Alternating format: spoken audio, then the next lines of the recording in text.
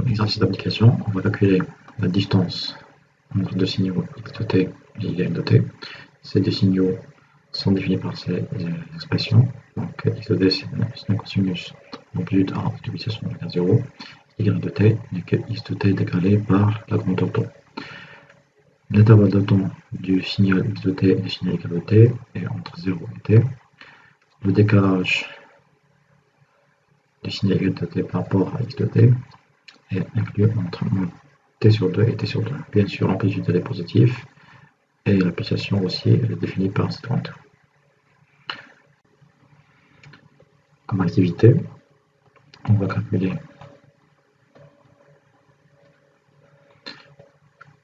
les distances suivantes. Une distance d1 entre deux signaux x, y est égale à sin carré 1 sur t intégrale de 0 à t, différence absolue y de t modulo au carré dt.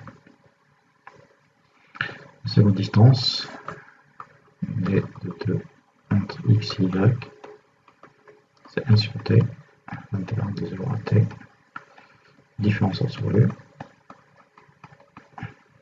dt. La première distance, c'est une distance euclidienne. La seconde distance est une distance absolue. Il ne faut pas oublier que lorsqu'on parle de distance entre des signaux, on sous-entend une mesure de ressemblance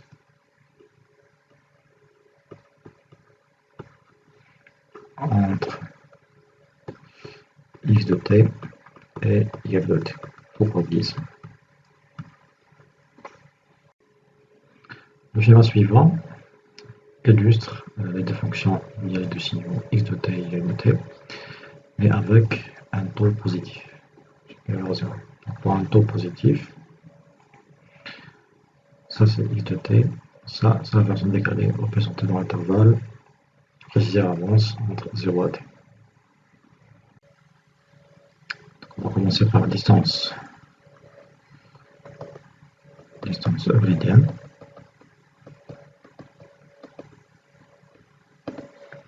Donc distance euclidienne entre x et y au carré égale 1 sur t de 0 à t, x de t moins y de t modulo carré dt.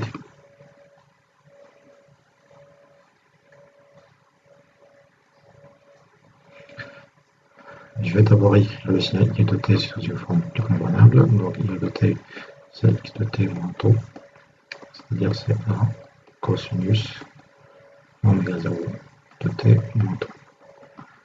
Donc on développe, c'est 1 cosinus oméga 0 de t moins oméga 0 taux. Que je peux écrire aussi 1 cos oméga 0 de t moins θ, avec θ égale par définition oméga 0 taux. Donc c'est la pulsation fois le retard. Donc l'intégrale se base sur cette différence. Cette différence x de t moins y de t égale, c'est 1 cos oméga 0 t 1 cos oméga 0 t moins taux, pardon, moins θ.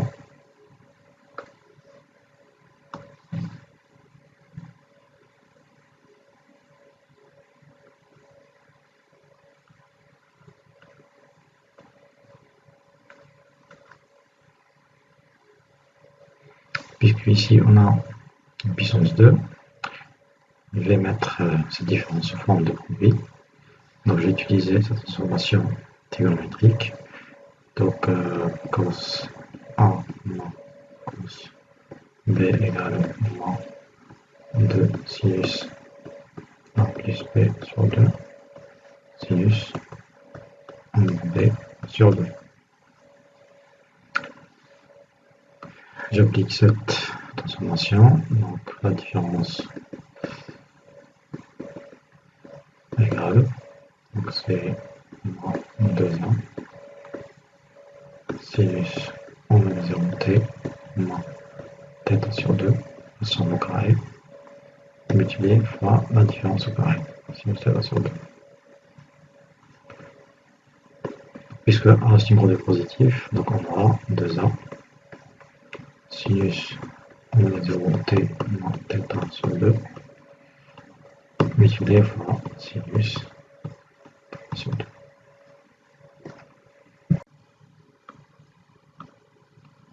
Donc on est arrivé à ce résultat intermédiaire.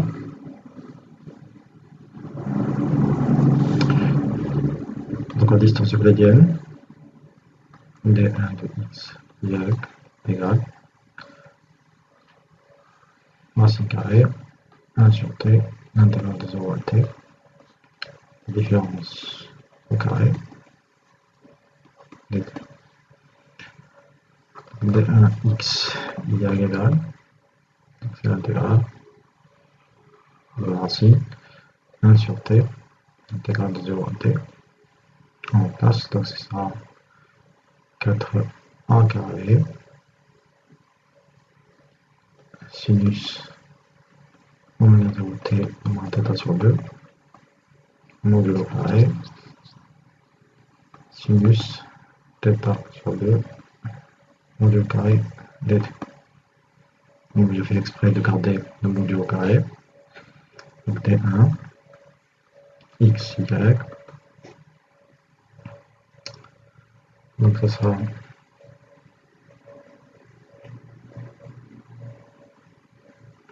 deux a module sinus θ sur 2 sur la racine, c'est 1 sur t, l'intégrale de 0 t,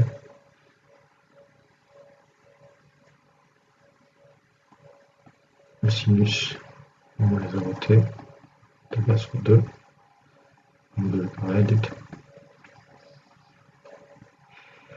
L'intégrale du module carré ou bien l'intégrale du carré, c'est la même chose, donc d1 x y égale 2a sinus θ sur 2 module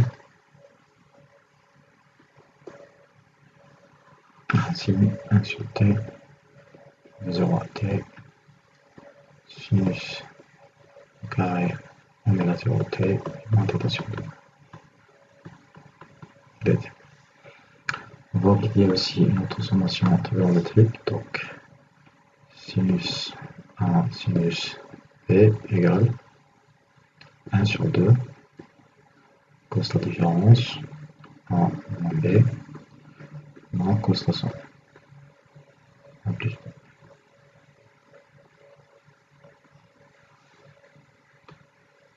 Qu'est-ce qu'on aura? Donc dx y égale 2a sinus θ sur 2, on va absolument, il ne faut pas oublier ça, racine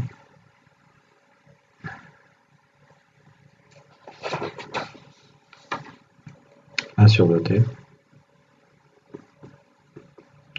l'intégrale de 0 à t, donc cos de la différence, ça sera 1, moins cos la somme, c'est cosinus de oméga 0 t moins θ.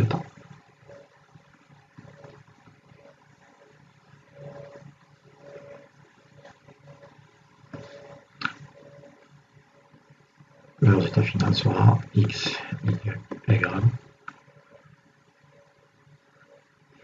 ça sera racine 2 1 sinus θ sur 2, je vais remplacer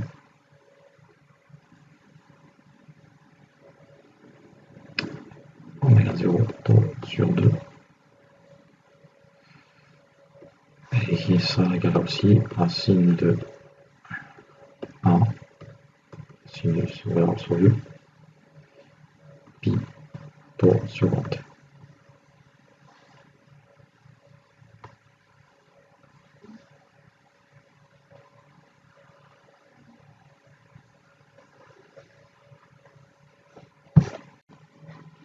Donc on est arrivé à une distance euclidienne de cette forme. Racine de A, valeur absolue sinus oméga 0 taux sur 2, qu'on peut vérifier sous cette forme. Cette forme, on l'a choisie pour faire sortir la période du sinus. Donc la distance, c'est une fonction périodique de période de t. Donc cette fonction, on ne va pas l'observer sur une durée supérieure à une période. Pourquoi? Parce que la variable taux elle est limitée entre moins t sur 2 et t sur 2. Donc si on prend le graphique associé à cette distance en fonction de l'eau, et on se limite à l'intervalle moins t sur 2, t sur 2, ça c'est la distance V1 xy, canon maximum égale à racine de A.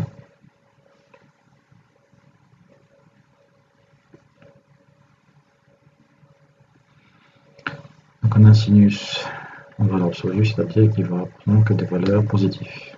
Donc on aura cette figure. Donc au lieu d'avoir une forme comme ça, on aura un sinus comme ça.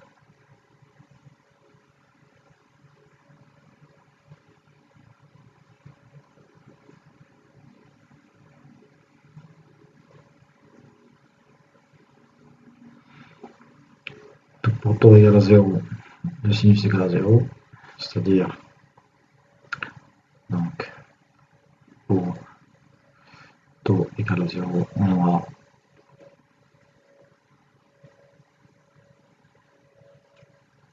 x de t égale à y de t, et la distance d1 xy égale à 0. Donc on a ici la ressemblance sur le maximum, la distance elle est minimum.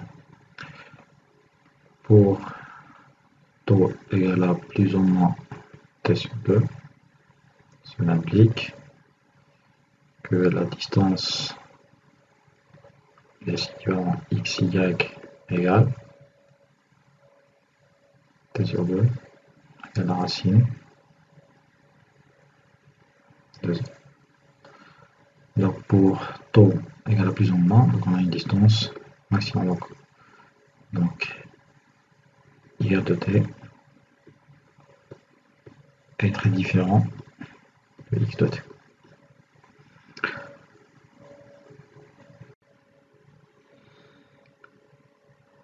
Pour la distance absolue, on peut avoir le résultat suivant sans peine, vous pouvez vérifier vous-même. Donc ça sera 4pi, 4 sur pi pardon, à valeur absolue de sinus pi taux sur grand T.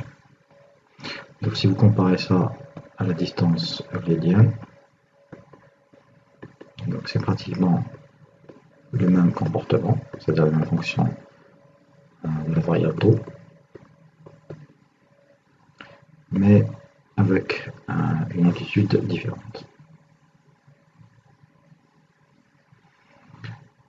Comme résultat important, on peut dire que le degré de similitude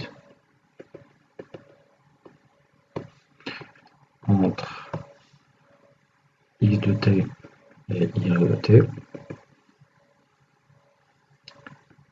est élevé